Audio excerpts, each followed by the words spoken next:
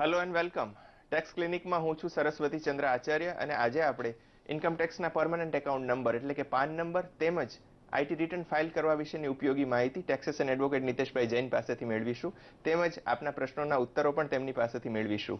મિત્રો, આપ જાણો છો કે આજના સમયમાં ઇન્કમ ટેક્સના મહત્વના નાણાકીય વ્યવહારોમાં જરૂરી બન્યો છે।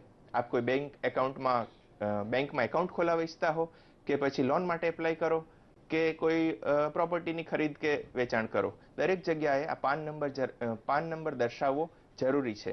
તો એડવોકેટ નીતેશભાઈ, કાયદા હેઠળ કોના માટે પાન મેળવવો જરૂરી બન્યો છે? અત્યારે આવકવેરાની જોગવાઈ હેઠળ દરેક જણાએ પોતાના ફાઇનાન્શિયલ વ્યવહારમાં પાન નંબર ટાંકવો તો જરૂરી જ છે, પરંતુ ફરજિયાતપણે જેનું કરપાત્ર આવક જે વ્યક્તિ કે એચયુએફ હોય તો 2 લાખ, સિનિયર સિટીઝન હોય તો 2.5 લાખ અને સુપર સિનિયર સિટીઝન હોય તો 5 લાખ, એના કરતાં કોઈ પણ વ્યક્તિ વધારે આવક ધરાવતો હોય તો પોતાએ પાન નંબર લેવો ફરજિયાત છે।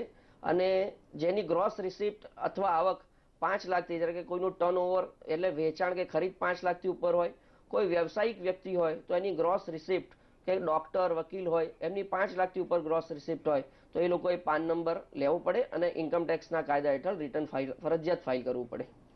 એડવોકેટ નીતેશભાઈ, પાન નંબર કેવી રીતે મેળવી શકાય છે? આવકવેરાના કાયદા હેઠળ ફોર્મ નંબર 49A માં યોગ્ય વિગત ભરી અને ખાતાને મોકલી આપવામાં આવે તો પોતાનો જે મીન્સ ડિટેલ્સ દ્વારા એ પાન નંબર ઇસ્યુ કરવામાં આવે છે અને પોતાના જે એડ્રેસ દર્શાવવામાં આવ્યું હોય એ એડ્રેસ ઉપર એને પાન નંબર મળી શકે છે। મિત્રો, આપને પણ પરમનન્ટ એકાઉન્ટ નંબર વિશેના કે આઈટી રિટર્ન ફાઇલ કરવા વિશેના કોઈ પણ પ્રશ્નો હોય તો આપ એડવોકેટ નીતેશભાઈને પૂછી શકો છો અને માર્ગદર્શન મેળવી શકો છો। કયા નાણાકીય વ્યવહારો માટે પાન નંબર ટાંકવો ફરજિયાત છે? આવકવેરાના કાયદા હેઠળ અનેકવિધ જોગવાઈઓ કરવામાં આવી છે અને અમુક ટ્રાન્ઝેક્શન્સ જે ફાઇનાન્શિયલ્સ છે એમાં આપશ્રીએ પાન નંબર ફરજિયાત લગાવવો પડશે, અધરવાઇઝ દંડકીય જોગવાઈઓ એમાં અમલમાં મૂકવામાં આવી છે। આપશ્રીને હું જણાવીશ કે 5 લાખથી ઉપર કોઈ પણ સ્થાવર મિલકતની જે ખરીદ વેચાણ હોય એમાં પાન નંબર લગાવવો જરૂરી છે। ત્યારબાદ આપશ્રી 50,000 ઉપર કોઈ પણ બેંક ડિપોઝિટ કરો તો પણ પાન નંબર લગાવવો જરૂરી છે। 50,000થી વધારે કોઈક બેંકમાં આપ સેવિંગ એકાઉન્ટમાં 50,000થી વધારે રોકડ રકમ મૂકો તો પણ આપે પાન નંબર લગાવવો જરૂરી છે। ત્યારબાદ અત્યારે નવી એક જોગવાઈ આવી છે કે 5 લાખથી ઉપર કોઈ પણ ઝવેરાત યાની કે સોના ચાંદીની ખરીદ કરો તો પણ આપશ્રીએ આપનો પાન નંબર આપના જ્વેલર્સને આપવો પડશે અને ફરજિયાતપણે એ પાન નંબર સામેવાળા વ્યક્તિએ પણ લેવો પડશે કે જે સોનું એ ઝવેરાત વેચે છે। તદુપરાંત મોટર વ્હીકલનો જે એક્ટ છે એ હેઠળ કોઈ પણ મોટર વ્હીકલની તમે ખરીદ કરો, વેચાણ કરો, એમાં 2 વ્હીલરને બાકાત રાખવામાં આવી છે, અધરવાઇઝ તમારે પાન નંબર લેવો જરૂરી પડશે। 25,000થી વધારે કોઈ પણ વિદેશ ખર્ચ કરો, તમે વિદેશમાં જાઓ તો 25,000થી વધારે કોઈ પણ ખર્ચ કરો તો પણ તમારે પાન નંબર લેવો જરૂરી છે। આમ પાન નંબર લેવામાં અને લગાવવામાં અનેકવિધ જોગવાઈઓ આપવામાં આવી છે। આપ ક્રેડિટ કાર્ડ આપને લેવો હોય તો પણ પાન કાર્ડ જરૂરી છે, કોઈ પણ ટેલિફોન કનેક્શન આપશ્રીએ લેવો હોય તો પણ પાન કાર્ડ જરૂરી છે। આપ જોતા હશો કે મોબાઈલનું કોઈ પણ કનેક્શન લેવા જાય તો ફરજિયાતપણે સિમ કાર્ડ્સમાં પાન નંબર માંગે છે, તો આ એક પાન કાર્ડ એક જરૂરી મૂળભૂત ફાઇનાન્શિયલ ડોક્યુમેન્ટ થવાથી આ પાન નંબર દરેક ટ્રાન્ઝેક્શનમાં લગાવવો પડશે। એડવોકેટ નીતેશભાઈ, એક દર્શકનો પ્રશ્ન છે। Welcome to tax clinic. Hello, આપનું નામ જણાવશો? નામ છે આનંદ પટેલ। જી। હેલો, આપ ક્યાંથી બોલો છો આનંદભાઈ? હું ભાવનગરથી વાત કરી રહ્યો છું। આનંદ પટેલ। આપનો પ્રશ્ન શું છે? મારે એકચ્યુઅલી પાન કાર્ડ છે મારી જોડે, ભાવનગરથી વાત કરું છું। પાન કાર્ડ છે આપની પાસે, આપનો પ્રશ્ન જણાવશો? ઇન્કમ ટેક્સ ભરવો હોય તો આપણે એટલું બધું બજેટ નહીં હોય, બરોબર છે, તો ઇન્કમ ટેક્સ ભરવો હોય તો એની માટે શું કરવું? ફરી આપનો પ્રશ્ન પૂછશો? આપનો ટીવી નું વોલ્યુમ ઓછું કરી દો। આ ઇન્કમ ટેક્સ ભરવો હોય, રિટર્ન ભરવા હોય મારે તો એની માટે શું કરવું પડે? હવે આપણે એ જ જોગવાઈ પર આવી રહ્યા છીએ કે પાન કાર્ડ છે આનંદભાઈ પાસે, ભાવનગરથી વાત કરી રહ્યા છે, ઇન્કમ ટેક્સ રિટર્ન ભરવું છે, તો ઇન્કમ ટેક્સ રિટર્ન ભરવાની જવાબદારી ક્યારે આવે? આનંદભાઈ, આપ જોડે જે પાન કાર્ડ છે એ એક ફાઇનાન્શિયલ ડોક્યુમેન્ટ છે, ઇન્કમ ટેક્સના કાયદા હેઠળ એનો અનેકવિધ ઉપયોગ છે, પરંતુ જ્યારે રિટર્ન્સની જોગવાઈ આવે ત્યારે આપશ્રી આપની આવક જોવી પડશે કે જે આવક કરપાત્ર છે કે નહીં। જો કરપાત્ર આવક હોય તો જ આપે ઇન્કમ ટેક્સ રિટર્ન ફાઇલ કરવું જરૂરી છે। જરૂરી નથી કે આપણે પાન કાર્ડ ધરાવી હોય તો ઇન્કમ ટેક્સ રિટર્ન દર વર્ષે ફાઇલ કરવું જોઈએ। ફક્ત કરપાત્ર ઇન્કમ હોય, આપની ઇન્કમ જે એક્ઝેમ્પશન્સ લિમિટ આપી છે એના કરતાં ઉપર હોય તો જ આપશ્રીએ રિટર્ન ફાઇલ કરવું જરૂરી છે। અન્ય એક દર્શક મિત્રનો પ્રશ્ન છે. હલો. Hello sir. હાજી, વેલકમ. આપનું નામ અને પ્રશ્ન જણાવશો? હા, સુરતથી બોલું છું, લક્ષ્મણભાઈ. હાજી. આપણે રિટર્ન ભરવું હોય પર્સનલ. હલો. પર્સનલ રિટર્ન ભરવું હોય તો પ્રશ્ન શું છે આપનો? એટલે એના માટે આપણે ડાયરેક્ટ ભરવું કોઈ એડવોકેટ વગર તો ભરી શકીએ? ક્યાં ભરી શકીએ? હાજી લક્ષ્મણભાઈ, આપનો બહુ મહત્વનો પ્રશ્ન છે કે વ્યક્તિગત રિટર્ન ફાઇલ કરવું હોય તો કોઈ પણ વ્યક્તિ જાતે કરી શકે કે એડવોકેટની જે મદદ લેવી જ પડે? જરૂરથી કાયદામાં એવી કોઈ પણ જોગવાઈ નથી કે આપ શ્રી આપનું રિટર્ન ડાયરેક્ટ ન ભરી શકો. આપે એડવોકેટ યા સીએ જોડે ફાઇલ કરવું જરૂરી નથી. ડાયરેક્ટ વેબસાઇટ છે ઇન્કમટેક્સની, જે IT.org છે, એના ઉપર તમે જઈ આપશ્રીનું રિટર્ન અવશ્યથી અપલોડ કરી શકો છો. જો આપશ્રી કોઈ કન્સલ્ટન્ટની મદદ લીધા વગર પણ એ ઇઝી વેમાં કરી શકો છો. એ દરમિયાન આપણે ઇન્કમટેક્સની જે સાઇટ છે એ સાઇટ ઉપર જવું પડશે અને એના કાયદાનું અમલ કરી આપ રિટર્ન ફાઇલ કરી શકો છો. કોઈ પણ એડવોકેટ યા સીએની એડવાઇસ લેવી અહીંયા એના થ્રુ ભરાવું કાયદામાં જરૂરી નથી. અન્ય એક દર્શકનો પ્રશ્ન છે. હલો. હાજી. હા, આપનું નામ શું છે? ક્યાંથી બોલો છો? રાજકોટથી બોલું છું. રાજકોટથી બોલું છું. હાજી. કિરણભાઈ ભટ્ટ. કિરણભાઈ, આપનો પ્રશ્ન જણાવશો? હાલો. હા, કિરણભાઈ ભટ્ટ બોલું છું. હવે આમાં આપણે વ્યાજ હોય, આપણે વ્યાજ એફડી હોય, એફડી નું વ્યાજ છે આપણે આમાં ક્યાં સુધી ઇન્કમ ટેક્સમાં માફ મળે? એફડી નું વ્યાજ ક્યાં સુધી ઇન્કમટેક્સમાં માફ મળે? આપે વાત કરી કે જો નિયત મર્યાદા કરતા વધી જતું હોય તો રિટર્ન ફાઇલ કરવું પડે અને ટેક્સ ભરવો પડે, તો એફડી નું વ્યાજ જરૂરી. આપશ્રી જે એફડી નું વ્યાજ છે એ એફડી ના વ્યાજની પણ જ્યાં નિયત મર્યાદાની જોગવાઈ લાગુ પડે. આપશ્રીની દરેક જે ઇન્કમ છે એમાં એ ઇન્ક્લુડ થશે અને જો નિયત મર્યાદા છે 2 લાખ, 2.5 લાખ અથવા 5 લાખની, એ મર્યાદા કરતા વધુ થાય તો જ તમારે ઇન્કમ ટેક્સ ની જોગવાઈ લાગશે, આ કર ભરવો પડશે. ફક્ત ડિપોઝિટ ઉપર અલગથી કોઈ એવી જોગવાઈ નથી કે આપે ટેક્સ ભરવો પડે. એ દરેક આવકના શીર્ષક હેઠળ આપનું ઇન્ક્લુડ થશે અને ત્યારબાદ આપે જો ઇન્કમ આપની ટેક્સેબલ છે તો જ ટેક્સ ભરવાનો આવશે. જી. અન્ય એક દર્શકનો પ્રશ્ન છે. આપ ક્યાંથી બોલો છો? હલો. હાજી, વેલકમ. આપનું નામ અને સ્થળ જણાવશો? સાવરકુંડલાથી બોલું છું. આપણે ઈશ્વરભાઈ નામ છે. હલો. પ્રશ્ન શું છે ઈશ્વરભાઈ?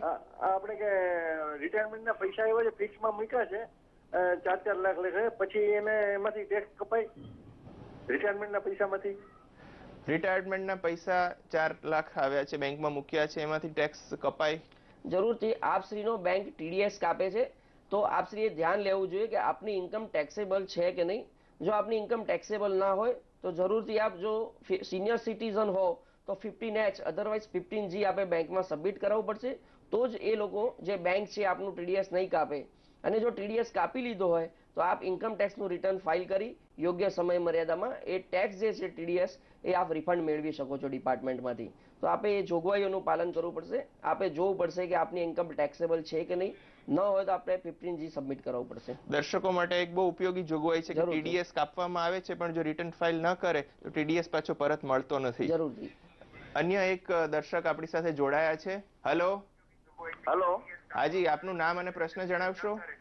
મનીષ ચુડાસમા મારું નામ છે. જી.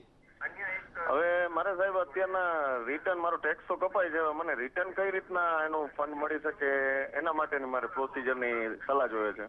આપ IT રિટર્ન ફાઇલ કરો છો? હા, TDS મારું કપાય છે અત્યારે, હું સર્વિસ કરું છું તેમાં. રિટર્ન ફાઇલ કરો છો આપ? હા, કરવાની છે હવે મારે સ્ટાર્ટિંગ કરવાની. હા, જરૂરથી આપનું TDS કપાય. એક TDS નો જ પ્રશ્ન છે. આપણે દરેક એપિસોડમાં આની વાત કરીએ છીએ અને દરેક જણાએ ધ્યાન લેવું. જો TDS કપાય અને એનું રિફંડ આપે લેવું હોય તો જરૂરથી ઇન્કમ ટેક્સના કાયદા હેઠળ આપે રિટર્ન ફાઇલ કરવું પડશે. આપની બેંકની વિગત આપવી પડશે અને જો બેંકની વિગત આપેથી ડાયરેક્ટ જો રિફંડ હશે તો આપના ખાતામાં ECS થઈ જશે રિફંડ દ્વારા. જી મિત્રો, આપના પ્રશ્નોના ઉત્તરો આપણે એક બ્રેક પછી મેળવીશું. અત્યારે સમય છે બ્રેકનો.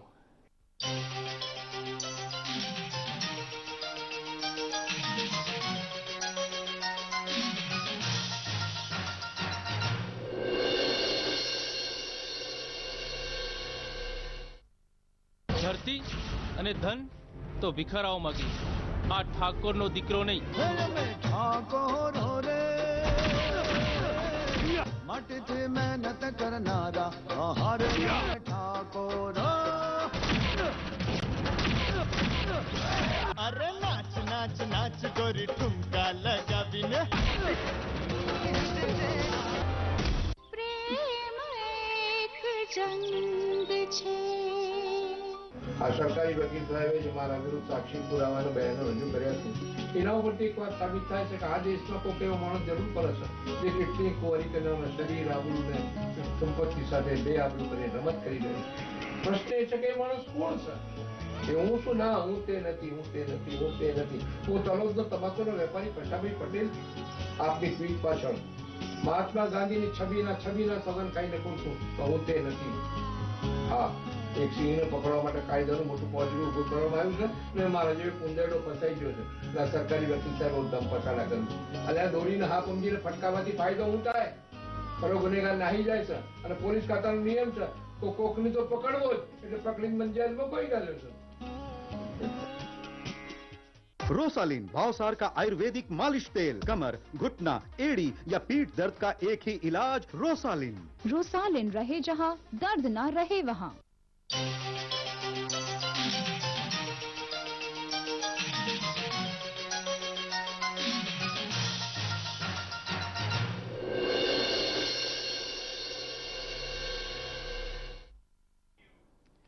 Welcome back after the break. Tax ક્લિનિકમાં આપનું ફરી સ્વાગત છે. આજે આપણે ટેક્સેશન એડવોકેટ નિતેશભાઈ જૈન પાસેથી આપના ઇન્કમ ટેક્સ રિટર્ન ફાઇલ કરવા બાબતના અને પાન નંબર મેળવવા બાબતના પ્રશ્નોની ચર્ચા કરી રહ્યા છીએ. એડવોકેટ નિતેશભાઈ, એક દર્શક મિત્ર આપની સાથે વાત કરવા ઈચ્છે છે. હેલો. હા સાહેબ, નમસ્તે. નમસ્તે. હવે સાહેબ મારે એ પૂછવાનું છે જી કે મેં 8મા 9મા રિટર્ન ભર્યું હતું. હું સર્વિસ કરું PGVCL માં. હાલો સાહેબ. હા, આપે 8 અને 9 માં રિટર્ન ભરેલું, આપ સર્વિસ કરો છો. રિફંડ આવ્યું હતું, અમારું જે 16 નંબર આવે ને એમાં રિટર્ન આવ્યું હતું કે તમારું રિફંડ આટલું મળશે, પણ મને રિફંડ મળ્યું નથી. ત્યાર પછી મેં 16 નંબર ભરવાનું બંધ કરી દીધું હતું. એટલે 2 વર્ષથી ભરતો નથી. આજી ફેરે 5 લાખની ઓલામાં છે એટલે આજી ફેરે ભરવાનું નથી ને સાહેબ. અને ઓલા મને રિફંડ ના કઈ પૈસા મળ્યા નથી સાહેબ. આપના પ્રશ્નનો ઉત્તર મેળવીએ આપણે એડવોકેટ નિતેશભાઈ પાસે. જરૂરથી આપનું એક મિસ ગેરમાર્ગે ન દોરાવો એ માટે ફક્ત 16 નંબર ફોર્મ ફાઇલ કરવાથી જ આપને રિફંડ મળી જશે એવું નથી. આપનું રિટર્ન ફાઇલ થયું છે કે નહીં ઇન્કમ ટેક્સ ડિપાર્ટમેન્ટમાં એ જરૂરથી જાણો. અને ઇન્કમ ટેક્સ રિટર્ન જો આપનું ફાઇલ થયું હશે તો એનો રિસિપ્ટ નંબર હશે, એ રિસિપ્ટ નંબર લો. ત્યારબાદ આપ ઇન્કમ ટેક્સ ડિપાર્ટમેન્ટમાં આપ તપાસ કરી શકો છો કે આપનું રિફંડ કેમ નથી આવ્યું. કારણ કે ફક્ત 16 નંબર આપ ફોર્મ ભરી નાખો એટલે એમ્પ્લોયરે રિટર્ન ફાઇલ કરેલું હોય કે ન હોય એ જરૂરી છે કે રિટર્ન ફાઇલ થશે તો જ આપને રિફંડ મળશે, અધરવાઇઝ આપને રિફંડ નહીં મળે. અને આ વર્ષે પણ અચૂકથી આપનું રિટર્ન ફાઇલ કરશો. ફક્ત 16 નંબર ફોર્મ ભરાઈ જાય અને રિફંડ મળે એવું કાયદામાં નથી. આપે ઇન્કમ ટેક્સના કાયદા હેઠળ આપનું રિટર્ન ફાઇલ કરવું પડશે. અન્ય કેટલાક દર્શકો આપને પ્રશ્ન પૂછવા ઈચ્છે છે. Hello, welcome. હલો. હાજી, આપનો પ્રશ્ન જણાવશો? હા, મારો પ્રશ્ન છે, હું actually regular income tax file કરું છું. જી. હવે મારે આ વર્ષે જે કંપની તરફથી ફોર્મ 16 જે મળ્યું છે. હાજી. હવે પ્રોબ્લેમ એ છે કે મેં જે ઇન્વેસ્ટમેન્ટ જે કરવાનું હોય એ માર્ચ એન્ડિંગમાં, આ વર્ષના માર્ચ એન્ડિંગમાં ઇન્વેસ્ટમેન્ટ કર્યું હતું. ઓકે. અને કંપનીએ ઇન્વેસ્ટમેન્ટ અંદર ફોર્મ 16 માં ઇન્ક્લુડ નથી કર્યું. બરાબર. એટલે એ જે અમુક એટલે ટેક્સ મારે વધારે પડતો અમુક કપાઈ ગયેલો છે. ઓકે. એટલે હવે મારે અત્યારે જયારે ફાઇલ કરવાનું હોય, હું નોર્મલી ઈ ફાઇલિંગ કરું છું ઇન્ટરનેટ થી, અને મને રિફંડ બી રેગ્યુલર મળે છે. પણ મારે એમાં આપણે એડિશનલ જે મેં ઇન્વેસ્ટમેન્ટ કર્યું એ અંદર ડિક્લેર કરવું હોય તો કઈ રીતે કરવું? અને બીજી એક વસ્તુ કે મેં આ વખતે આપણે દાનમાં એટલે કે 80G હેઠળ જે કપાય છે ને એમાં બી ઇન્વેસ્ટમેન્ટ કરેલું છે. તો એ બી મારે ફોર્મ 16 માં મેં એમની રિસિપ્ટ આપેલી હતી, પણ એ મારે કંપનીએ એને ઇન્ક્લુડ કરી નથી. તો મારે એને અંદર આપણે ડિક્લેર કરવું હોય ઈ ફાઇલિંગમાં તો કોઈ પોસિબિલિટી ખરી? આવી રીતે ચૂક થતી હોય તો શું કરી શકાય? જરૂરથી આપ શ્રીનું 16 ફોર્મ જે છે એ એમ્પ્લોય દ્વારા આપનો TDS કાપવામાં આવ્યો છે અને આપ શ્રી અમુક કપાતો બાદ લેવાની રહી ગઈ છે અને 80G નું ડોનેશન બાદ લેવાનું રહી ગયું છે. તો આપ શ્રી અવશ્યથી આપના રિટર્નમાં એ બતાવી અને એ ટીડીએસ મજરે લઈ શકો. આપ જે કર કપાત જે બાકી રહી છે એમ્પ્લોયર દ્વારા એ આપના રિટર્ન ફાઇલ કરતી વખતે આપ એ બાદ લઈ શકશો, અને જે બાકીનો ટીડીએસ જો વધારે કપાયો હશે તો ડિપાર્ટમેન્ટ જરૂરથી આપને પાછો રિફંડ મોકલશે. તો 16 ફોર્મ સબમિટ થઈ ગયા પછી પણ જો આપ કોઈ કર કપાત થઈ હોય, આપે કોઈ ઇન્વેસ્ટમેન્ટ કર્યું હોય તો આપના રિટર્નમાં એ બાદ લઈ શકશો અને જરૂરથી આપને એ ટેક્સ બેનિફિટ થઈ શકશે. એટીજીનું પણ આપને આપના આઈટી રિટર્નમાં બેનિફિટ મળશે. ફક્ત ફોર્મ નંબર 16 સબમિટ થઈ જવાથી જ આપના ટેક્સના જે કપાતના લાભો એ જતા ન થઈ શકે. અન્ય એક દર્શક સાથે વાત કરીએ. હેલો. Hello, welcome. આપનું નામ જણાવો. ઈશ્વરભાઈ નથવાણી, જામનગર. હાજી, શું પ્રશ્ન છે ઈશ્વરભાઈ આપનો? આપણે એચયુએફ એકાઉન્ટ માટે વિસ્તૃત ડિટેલ જોઈએ, એનું એકાઉન્ટ કેવી રીતે ખોલાય, એના માટે શું બેનિફિટ મળે અને ક્યાં ક્યાં ઇન્વેસ્ટ કરી શકાય, એની કેપિટલ કેવી રીતે એચયુએફ માં લઈ શકાય એ અંગે. ઈશ્વરભાઈ એચયુએફ એકાઉન્ટ માટે વિસ્તૃત માહિતી જાણવા ઈચ્છે છે. એચયુએફ અંડરમાં જે ઇન્કમ ટેક્સના કાયદા હેઠળ એચયુએફ માટે અનેકવિધ જોગવાઈઓ છે, તેની જો વિગતે ચર્ચા કરવામાં સ્પેશિયલ આપણે એપિસોડ ફાળવીશું. પરંતુ બેઝિકલી આપને હું જણાવું કે એચયુએફ બે રીતે ક્રિએટ થઈ શકે છે. એક તો આપના જે વડીલો છે ઉચ્ચપાતિક જે હેરિટેજ થઈને આવે એ આપણું એચયુએફની જે ઇન્કમ હોય યા એનો ભાગ પડીને આપ જોડે આવે તો એનાથી આપણું એચયુએફ ક્રિએટ થઈ શકે. અધરવાઇઝ કોઈ એચયુએફની ડોનેશન્સ મળી હોય, આપને કોઈ ગિફ્ટ મળી હોય યા આપનું કોઈ એવી ઇન્કમ એચયુએફના અંડરમાં થઈ હોય તો પણ આપ એચયુએફ ક્રિએટ કરી શકો છો.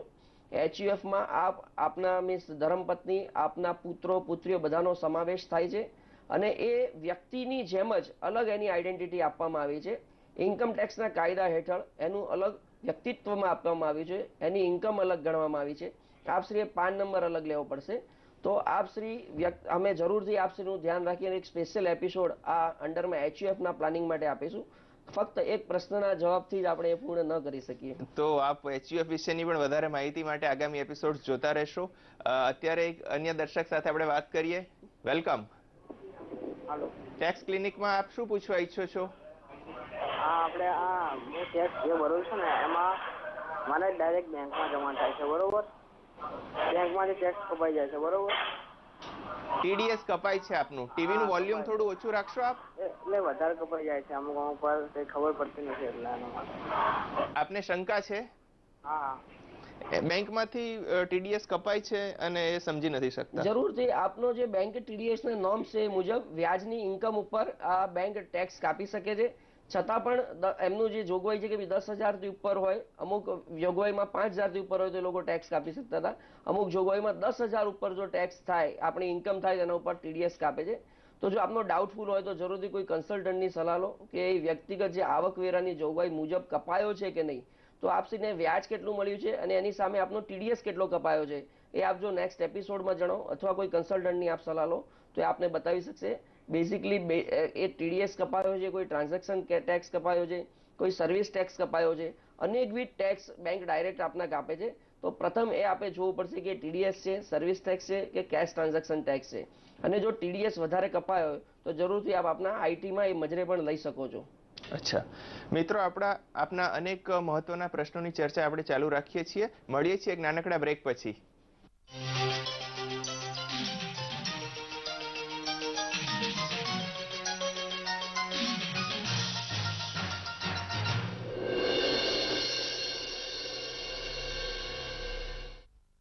આટલા રસ્તી શું વાંચે છે? બાજુવાળાના ઘરેથી હું ગુજરાતનું નંબર 1 ગુજરાતી મેગેઝીન ફીલિંગ્સ લાવી છું. ફીલિંગ્સ ના લેખો આપણા મનને સ્પર્શી જાય છે. હે તો હું છાપાવાળાને કહી દઉં ઘરે ફીલિંગ્સ આપી જાય. આજે જ મંગાવો. વાંચો ને વંચાવો. વિશ્વભરના ગુજરાતીઓનું માનીતું પારિવારિક મેગેઝીન ફીલિંગ્સ.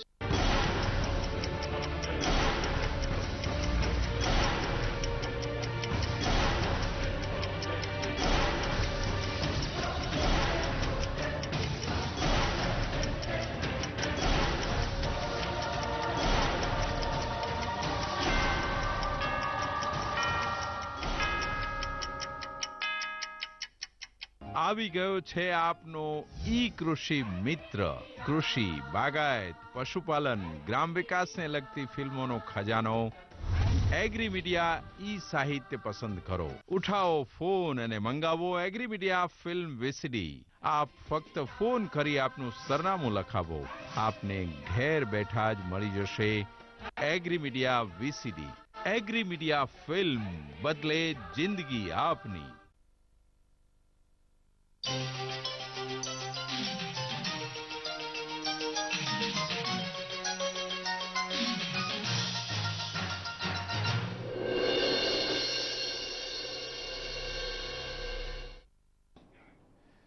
ટેક્સ ક્લિનિકમાં ફરી આપનું સ્વાગત છે. એડવોકેટ નિતેશભાઈ, એક દર્શક આપની સાથે સીધી વાત કરવા ઈચ્છે છે. વેલકમ, ટેક્સ ક્લિનિકમાં સ્વાગત છે. જી, આપનું નામ, ક્યાંથી બોલો છો? આપનો પ્રશ્ન જણાવશો? હા જી બોલો. હા, ખંભાતથી બોલું, પ્રભાતથી. હાજી, ખંભાતથી. આપનો પ્રશ્ન શું છે? આમાં શું છે કે જમીન વેચી છે, ખેડૂત છું. ઓકે. જમીન વેચી છે, 20 લાખ રૂપિયા આયા છે, એ બેંકમાં મૂક્યા છે, એટલે વ્યાજ આવે એના પર ટીડીએસ કપાય? ખેડૂત છે, જમીન વેચીને 20 લાખ રૂપિયા આવ્યા છે, બેંકમાં મૂક્યા છે, અને એના વ્યાજમાંથી ટીડીએસ કપાય? જરૂરથી આપશ્રીનો પ્રશ્ન ટીડીએસ ને લગતો છે. આપે જે બેંકમાં ડિપોઝિટ મૂકી છે 20 લાખ રૂપિયાની, એના ઉપર જો વ્યાજ આવતું હોય અને ટેક્સેબલ ઇન્કમ હોય કે 20 લાખ રૂપિયા ઉપર જો ટેક્સ, આપની જે લિમિટ છે 2 લાખ રૂપિયાની, એના કરતા જો વધારે ટેક્સ એ આપની ઇન્કમ હોય તો એ ટેક્સ જરૂરથી કપાય ટીડીએસ. પરંતુ આપશ્રી આપનું રિટર્ન ફાઇલ કરી અને જો ટેક્સ ભરવાનો ન કપાય, કે આપે કોઈ ઇન્વેસ્ટમેન્ટ કર્યું હોય, કર રાહત મળતી હોય, તો એ બધી જોગવાઈઓનું પાલન કર્યા બાદ એ ટીડીએસ આપશ્રીને રિફંડ મળશે. બેંકમાં જો આપ 15G અથવા 15H જો લાગુ કરતો હોય તો એ સબમિટ કરાવો તો આપનું ટેક્સ નહીં કપાય. તો જરૂરથી આપ આપની બેંકની મુલાકાત લો. આપનું જો ટેક્સ રિટર્ન જે છે એમાં આપની લિમિટ ઓછી હોય, ટેક્સ ભરવાનો ન આવતો હોય, તો ફોર્મ નંબર 15 અથવા 15H છે જે એ જોગવાઈઓનું પાલન કરો તો આપનું ટીડીએસ નહીં કપાય બેંકમાંથી. અન્ય એક દર્શક સાથે વાત કરીએ. હેલો, શું પ્રશ્ન છે આપનો?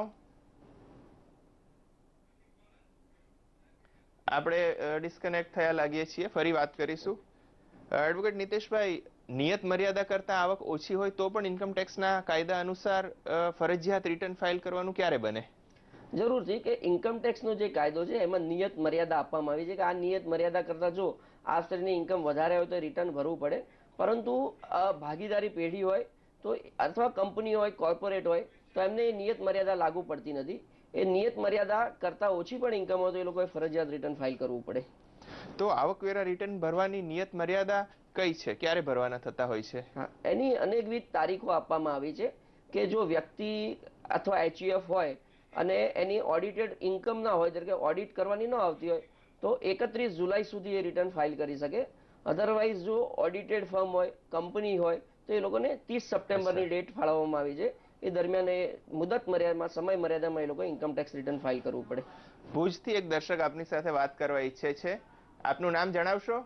હેલો, દીપેન ઘોષ. હા, આપનો પ્રશ્ન શું છે? થોડું મોટેથી બોલો.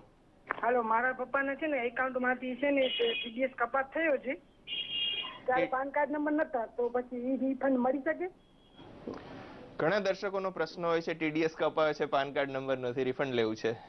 જરૂરથી જો આપશ્રીનો પાન કાર્ડ નો એને ટીડીએસ કપાયો હોય તો એક એમનો આપ ટીડીએસ ભલે કપાયું હોય પરંતુ પાન કાર્ડ મેળવી આપ એ રિફંડ મેળવી શકો જો આપને ટેક્સ ભરવાનો આવતો હોય, પણ એ નિયત મર્યાદામાં આપણું ટેક્સ રિટર્ન ફાઇલ થયેલું હોવું જોઈએ. એટલે સૌથી મોટો પ્રશ્ન એ છે કે ટીડીએસ ક્યારે કપાયું અને ક્યારે આપે પાન કાર્ડ મેળવ્યું. જો આ જ વર્ષ દરમિયાન ટીડીએસ કપાયું હોય અને ઇન્કમ ટેક્સ રિટર્ન ફાઇલ કરવાની સમય મર્યાદા પૂરી ન થઈ હોય તો આપ ઇન્કમ ટેક્સ નંબરની એપ્લાય કરી અને એ ટેક્સ જે છે આપનું જે ટીડીએસ કપાયું છે રિફંડ જરૂરથી મેળવી શકશો. એડવોકેટ નિતેશભાઈ, આપે આવકવેરા રિટર્ન ફાઇલ કરવા માટેની સમય મર્યાદાની વાત કરી, પરંતુ કોઈ સંજોગોમાં મોડું રિટર્ન ફાઇલ થયું હોય તો શું થઈ શકે? મોડું જો રિટર્ન ફાઇલ થયું હોય તો એમાં ઇન્કમ ટેક્સની જોગવાઈઓ મુજબ પેનલ્ટીની એટલે કે દંડની જોગવાઈઓ આપવામાં આવી છે. તો એ દંડ ભરેથી આપ શ્રી રિટર્ન ફાઇલ કરી શકો છો. અને એક મહત્વનું છે કે આપ શ્રી મોડું રિટર્ન ફાઇલ કરો અને કોઈ નુકસાન મજરે લેવાનું હોય આપને, અને નુકસાન મજરે આપ ન લીધું હોય ઇન્કમ ટેક્સ ફાઇલ કરીને, તો ભવિષ્યમાં એ નુકસાન આપને મજરે ન મળે. તેથી જો નુકસાનના કેસમાં આપને જો નુકસાન મજરે લેવાનું હોય તો આપ શ્રી અવશ્ય ટાઈમ મર્યાદાની અંદર ઇન્કમ ટેક્સ રિટર્ન ફાઇલ કરશો. અને નુકસાન હોય અને રિટર્ન ફાઇલ કરવા મોડું થયું હોય તો? હા, તો એ મેં આપને હમણાં જ કીધું કે જો મોડું થયું હોય તો એ નુકસાન મજરે ન મળે. Advocate Niteshbhai, tax audit report file કરવો કોના માટે જરૂરી છે? હા, ઇન્કમ ટેક્સની જોગવાઈઓ હેઠળ સેક્શન 44AB માં ટેક્સ ઓડિટ માટેની જોગવાઈઓ આપવામાં આવી છે કે આ વર્ષે જેનું ટર્નઓવર 1 કરોડથી વધુ હોય, જેનું જે ખરીદ ને વકરો હોય એ 1 કરોડથી વધુ હોય, તો અથવા વ્યવસાયિક જે વ્યક્તિ હોય, ધારો કે ડોક્ટર યા વકીલ અથવા કોઈ એન્જિનિયર હોય અને વ્યવસાય સાથે સંકળાયેલો હોય, તો એની ગ્રોસ રિસિપ્ટ 25 લાખથી ઉપર હોય તો અવશ્યથી એમને ઓડિટ કરાવવું પડે અને ટેક્સ ઓડિટ કરાયા બાદ એ રિપોર્ટ એમને ફાઇલ કરવો પડે. એક દર્શક વાત કરવા ઈચ્છે છે આપની સાથે. Hello, welcome to tax clinic. Sir, હાજી, આપનું નામ શું છે? ઘનશ્યામભાઈ બોલું. ક્યાંથી બોલો છો ઘનશ્યામભાઈ? મોરબીથી. આપનો પ્રશ્ન જણાવશો? સાહેબ, મારો 6000 પગાર છે, પણ મારે આઈટી ભરવું પડે છે. ટેક્સ ભરો છો કે રિટર્ન ફાઇલ કરો છો? આઈટી ટેક્સ નથી ભરતો, મારે લોન કરાવી છે, ભાઈ કે આઈટી ફરજિયાત ભરવો હોય તો તમને લોન મળે. બહુ સ્વાભાવિક છે. જરૂરથી અત્યારે જે લોનનો જમાનો આવ્યો છે, લોન લેવા માટે ઇન્કમ ટેક્સ રિટર્ન જે કહે છે 3 વર્ષના, એ ફરજિયાત છે. આથી આપ જો ઇન્કમનો આપનો સ્લેબ ઓછો પણ હોય તો રિટર્ન ફાઇલ કરી શકો છો. એવું જરૂરી નથી કે આપણે ઇન્કમ ટેક્સની જે લિમિટ્સ બાંધવામાં આવી છે એની ઉપર હોય તો જ તમારે રિટર્ન ફાઇલ કરવું જરૂરી છે. આપ અવશ્યથી 6000 સેલેરી હોય તો પણ રિટર્ન ફાઇલ કરી શકો છો. અને જો લોનના કેસમાં આપ સેલેરી સ્લીપ પણ આપો તો એ પણ વેલિડ છે. તો આપ જેની જોડેથી લોન લેવાની એમને વાત કરો કે મારી સેલેરી સ્લીપ છે એની અંદર ઇન્કમ દર્શાવેલી છે, તો કદાચ એ ઇન્કમ ટેક્સ રિટર્નની ડિમાન્ડ નહીં કરે. એડવોકેટ નીતેશભાઈ, આપનો ખૂબ ખૂબ આભાર. દર્શકો, આપના પ્રશ્નોના ઉત્તરો આપણે ટેક્સ ક્લિનિકના આગામી એપિસોડ્સમાં મેળવતા રહીશું. જોતા રહેજો ટેક્સ ક્લિનિક. અત્યારે આપનાથી વિદાય લેવાનો સમય છે. નમસ્કાર.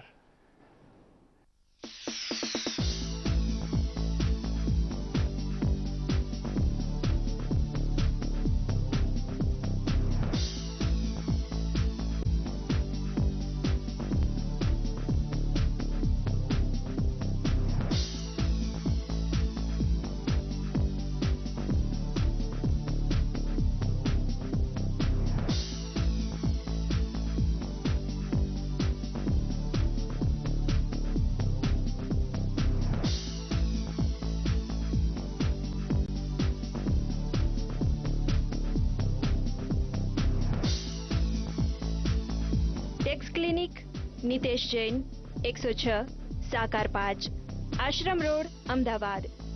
Phone number 9426384120.